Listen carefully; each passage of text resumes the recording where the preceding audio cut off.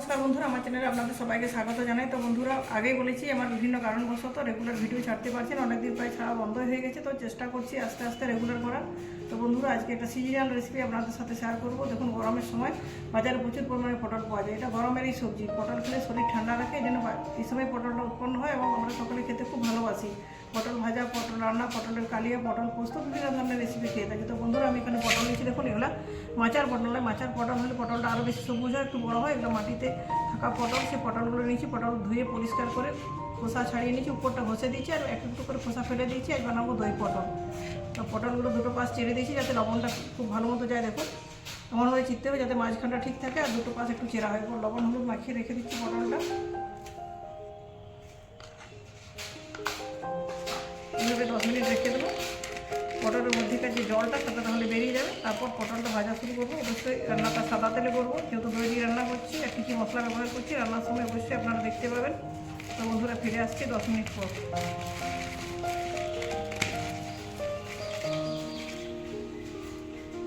দেখুন, ফিরে এলাম 10 মিনিট পর। 10 মিনিট সময়ের মধ্যে পটলগুলো খুব ভালো মতো লবণ মাখানো থাকার কারণে ভিতরে লবণটা চলে গেছে।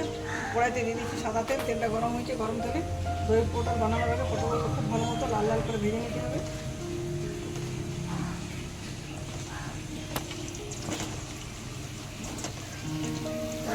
মিডিয়াম হিটে উল্টে পাল্টে 10 মিনিট সময় ধরে পটলগুলো খুব ভালো মতো করে ভেজে নেব। ভেজে নিয়ে ফিরে আসবো।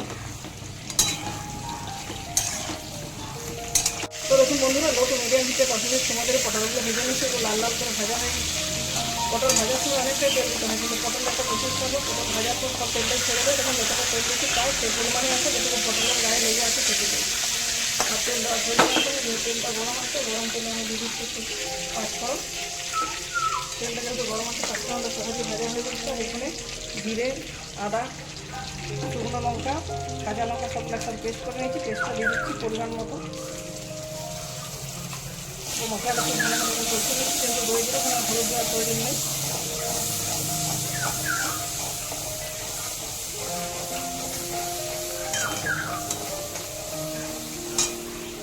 আচ্ছা, ফ্লেমটা একটু কমিয়ে দিচ্ছি। এখানে আছে টক দই। দইটা ফেটিয়ে নিচ্ছি আগে। এবার দইটা দিয়ে দিচ্ছি এখানে।